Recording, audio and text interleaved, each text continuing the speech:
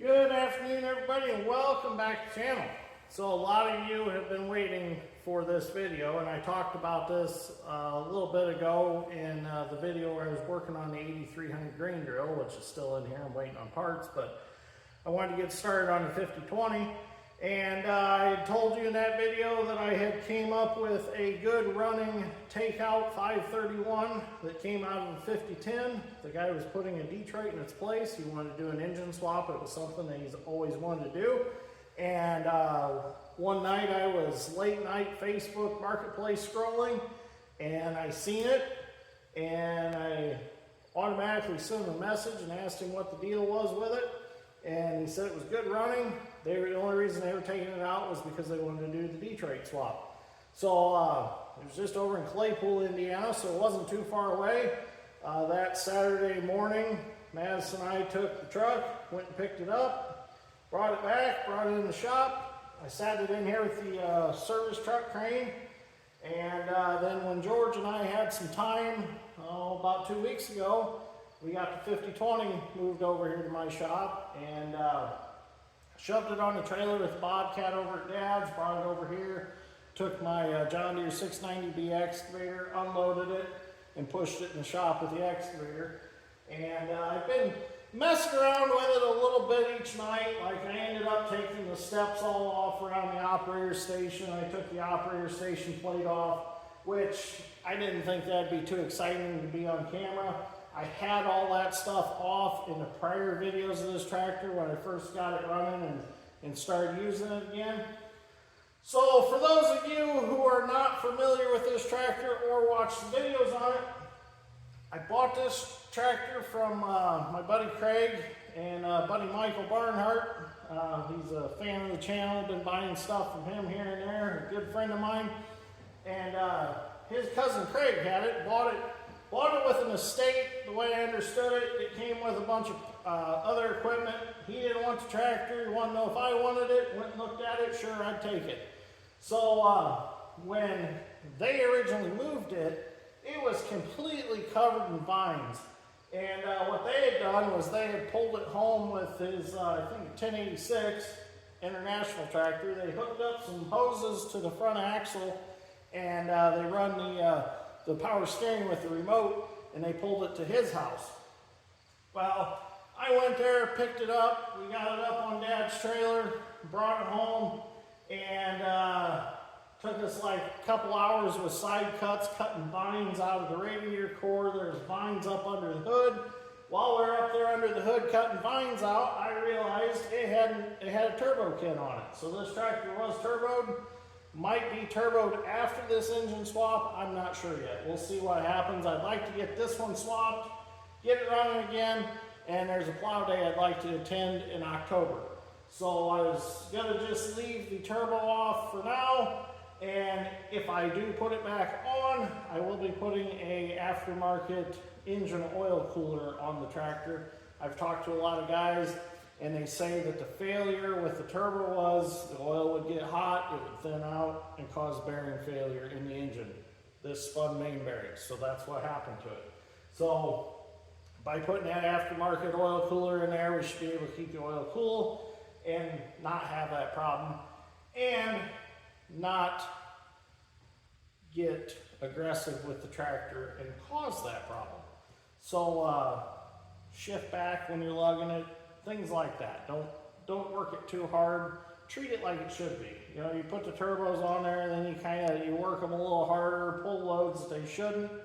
So I'm not sure what I'm doing yet as far as the turbo. Might just leave it off. I would like to use this tractor to do hay with, and I don't think I'm ever really going to need a turbo to pull a hay mower and stuff like that. It should be plenty of horsepower the way it is.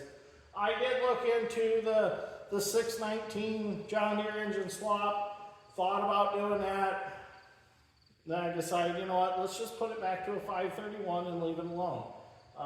There's tons of videos of guys doing engine swaps on these, but I want to go back to factory originals. So that's what we're going to do. So, all right, enough talking. Let's get tearing down. Got to get the hood off. Got to get all the exhaust, all that off. I'm going to pull the radiator out. I'm going to split the tractor. As you can see, I've already got the tractor supported in the back.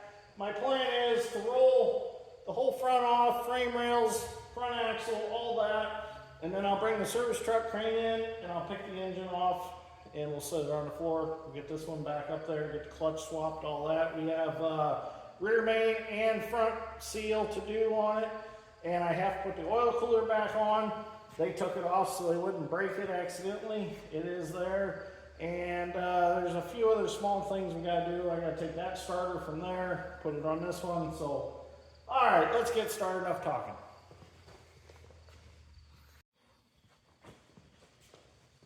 All right, so I got this stuff loosened up already.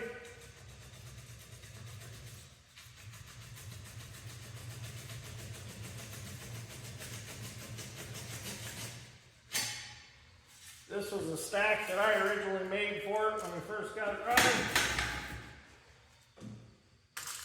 Put that down there for now.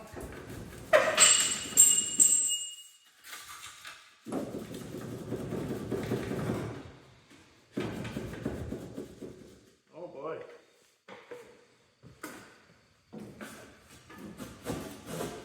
There we go. That off. Radiator cap.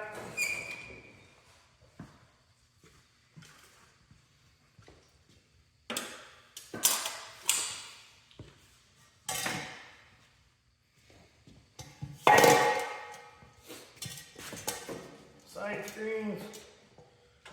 Forgot I just tarp strapped them on. Them out of the way.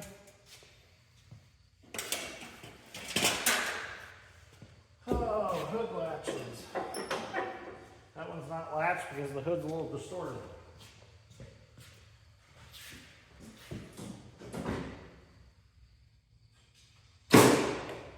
Ouch. That one still has a spring on that side.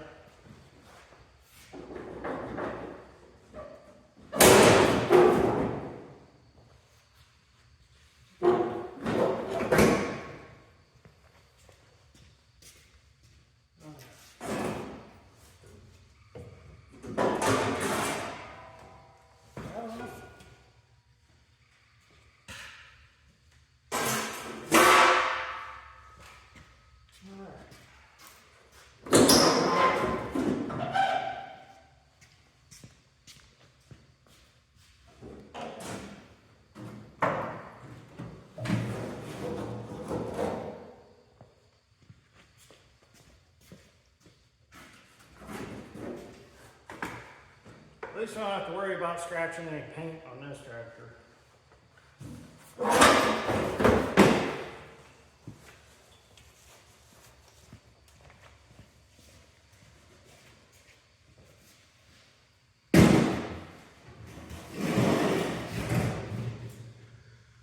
Well, all right.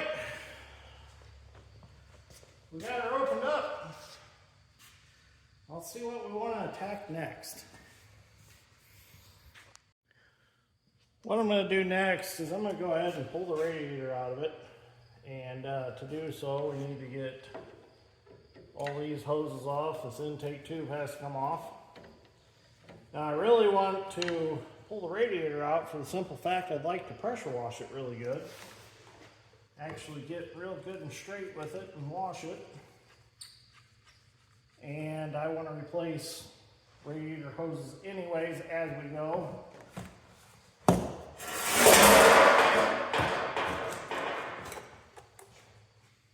Tube off.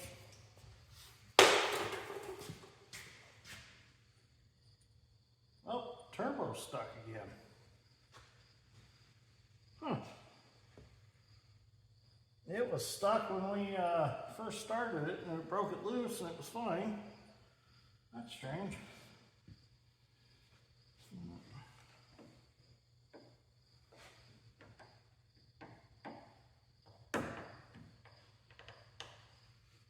Some of these clamps haven't been off in a long time.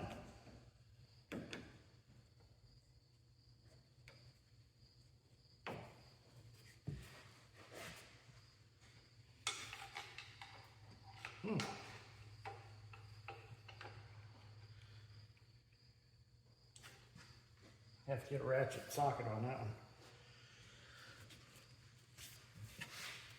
That hose has been on there a while. Oh, better get a drain pan. Must be a little antifreeze in there still.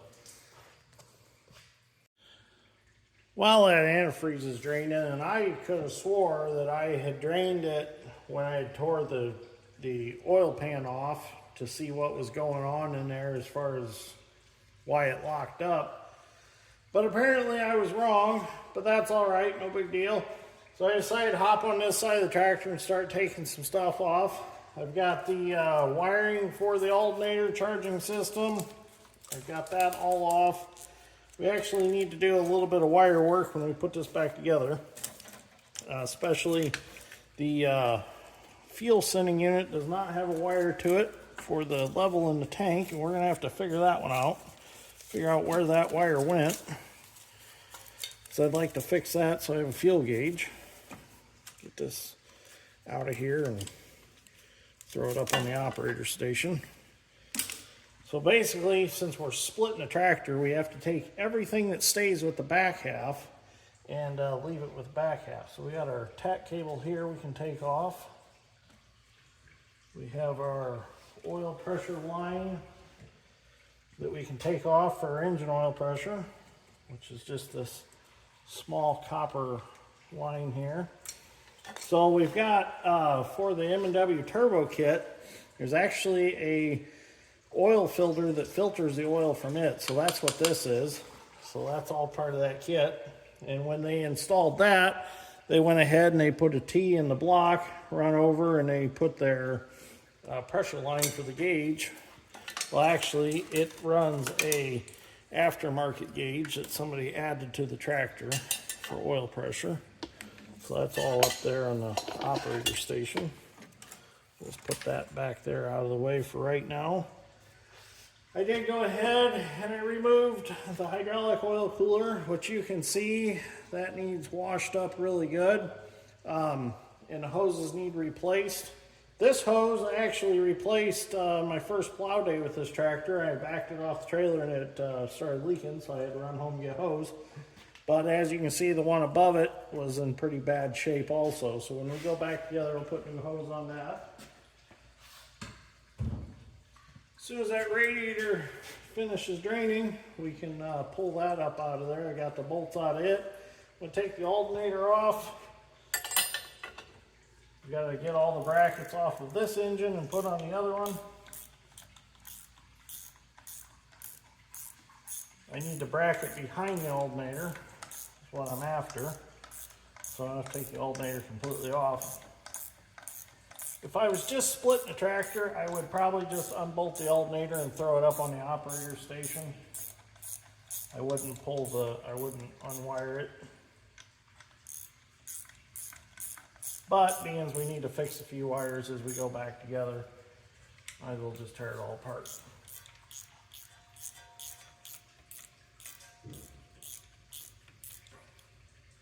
So I got this ratchet. I really like it. It's made by Titan Tools. The part number on it is 11328 is the part number. And I have the shorter version of it. It's full swivel head. I have the shorter version, which is about that long. I carry in my tool truck, and I carry this one in my tool truck, but I wanted one a hair longer with that swivel head. And went into O'Reilly's one day, and they had them. Well, I ended up getting on Amazon, and I got it off Amazon. A couple nights later, I was thinking about it. I'm like, you know what? I'm going to order me one of them ratchets. So, if you remember right, from about a year or so ago, I made this 1/4 inch drive ratchet. I took a gear wrench flex head ratchet, and this was a gear wrench. It was designed for your 1/4 inch, like your Phillips bits and things like that, to put in the head, and it acted like a ratchet. Well, I didn't like that, so I went ahead and put a regular socket head ratchet on it with the long handle, and I really like that one. I like using a lot of 1/4 inch drive stuff.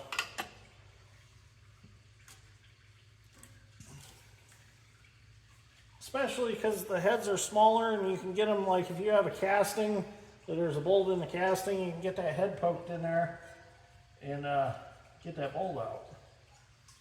Versus 3/8 drive and 1/2 inch drive, can't really do that easily. Why didn't the belt won't come off? There we go. Those pulleys are pretty worn sharp. Surprised. Alright, gotta get that bolt out. 9/16.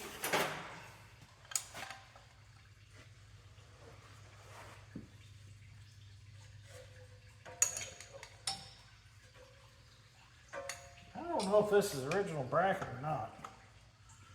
I guess it does look factory. This looks a little different, that's all.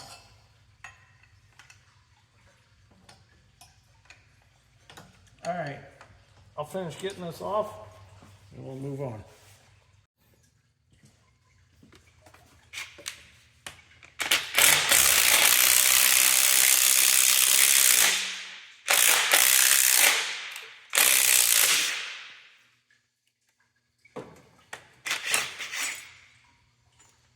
There's our alternator bracket. So I'll set that on the cart with the alternator. And put that back in the other block. Then we have a return line. I did loosen that up prior to turning the camera on. Make sure you set your lines somewhere where they won't get bent up. So I got this bracket off the radiator on this side. I got the shroud bolts out on this side. So now I'm going to go to that side, I'll pop that bolt out, take these 3 screws out, and that shroud will come off, and then we can pull that radiator out. There's a line that I cut that goes from the hydraulic pump back to the rear end. It just dumps excess oil out of the hydraulic pump in the front, kind of like case drain return basically. It's been repaired anyways. There is a kit through John Deere you can get that you get your new ends and you put a new line in. That works on from these 20 series all the way up through the 55 series. They all have that, so that's no big deal. Somebody had spliced in a rubber hose in it, and that's not right. So we'll run that all new when we go back together. I got this hydraulic hose I got to figure out what to do with. It goes from the pump up to basically, I think, the steering valve, or I'm not sure what valve that is up there, but that needs to be redone because that shouldn't be 2 hoses put together. So I'm going to get that off out of the way next.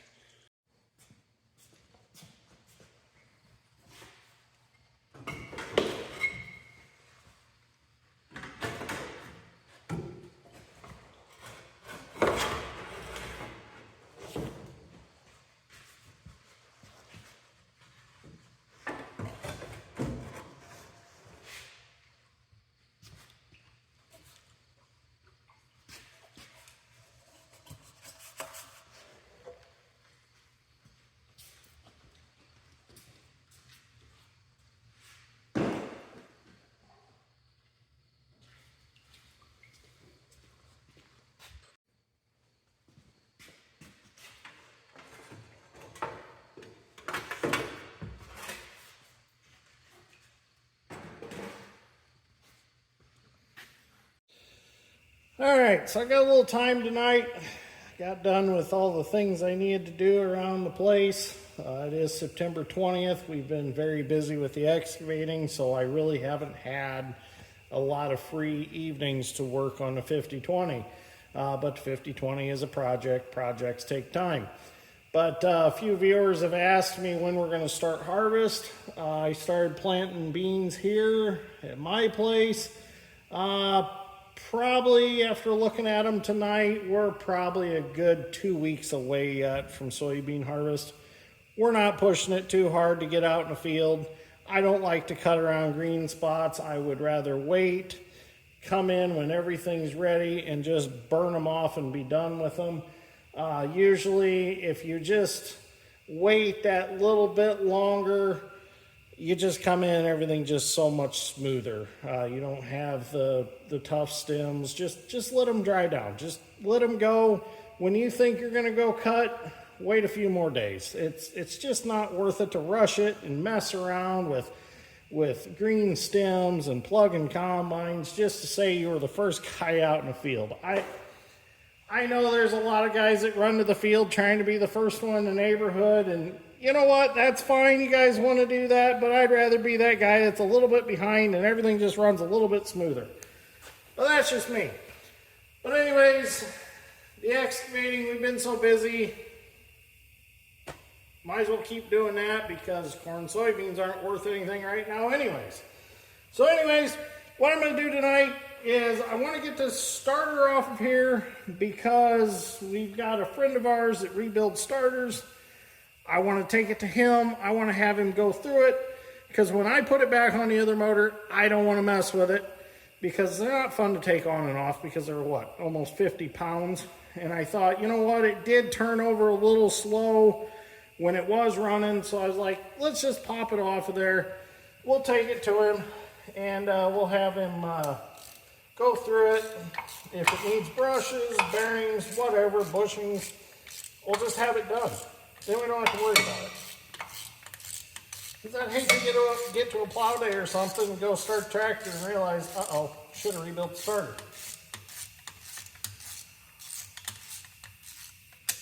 So, this friend of ours, Ray, he did get us a starter for the 270. For those of you who have watched my past videos on the pond project and my buddy Mike's, Ray got us a starter for the 270, and what a difference.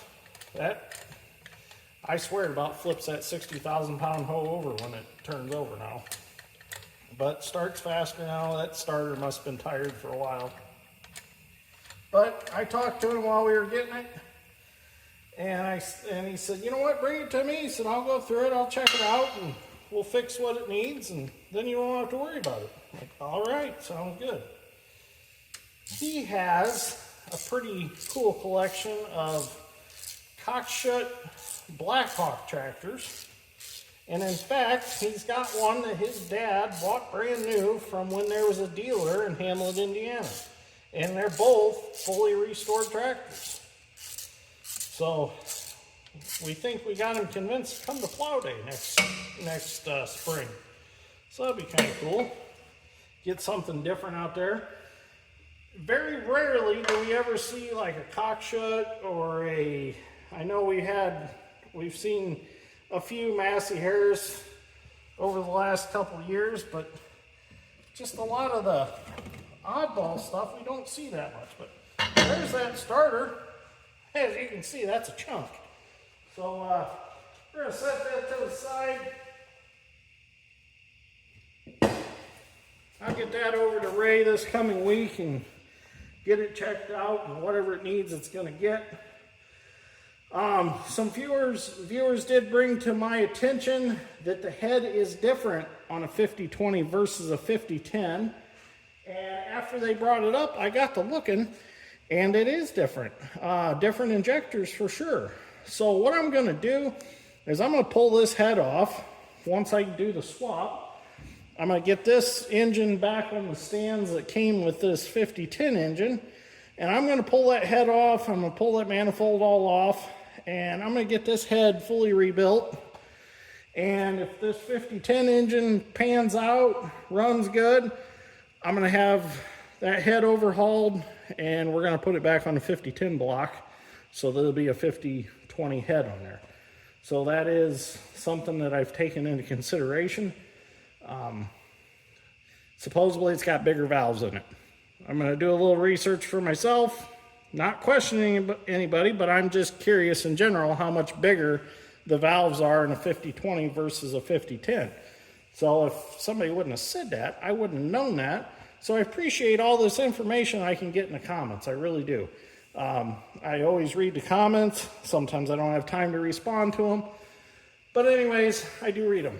So just to let you know, we're not going to get this engine completely out of this tractor in this episode. We're going to do that next episode.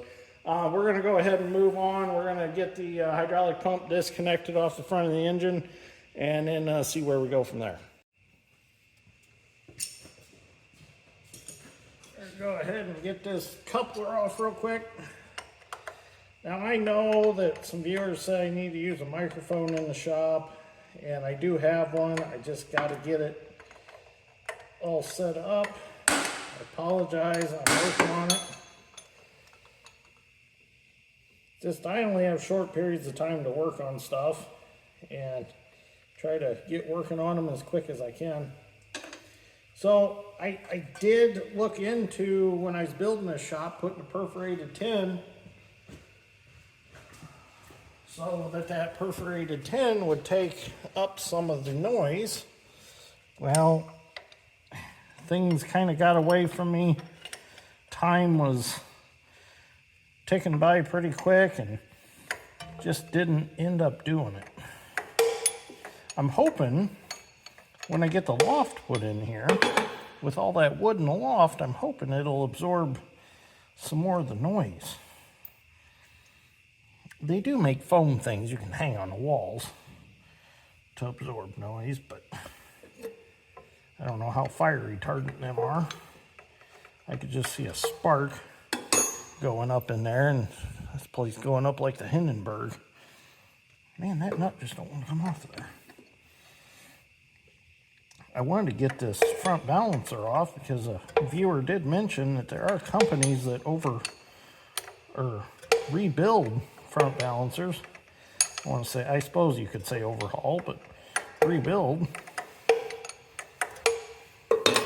So the excavating project we're working on is pretty big. It's going to be probably a 4-part episode by the time it's all said and done.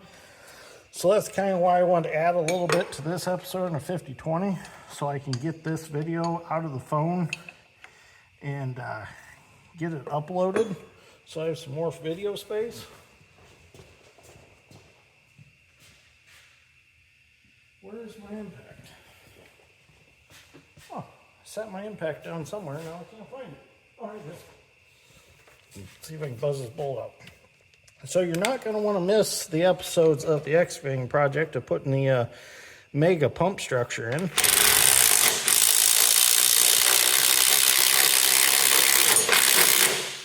Uh-oh. Thought I really did it that time.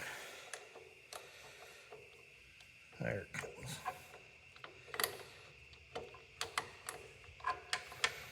Alright, so these are just 2 aluminum halves that have rubber in them, and that's what drives the hydraulic pump. So I gotta get that bottom one out yet.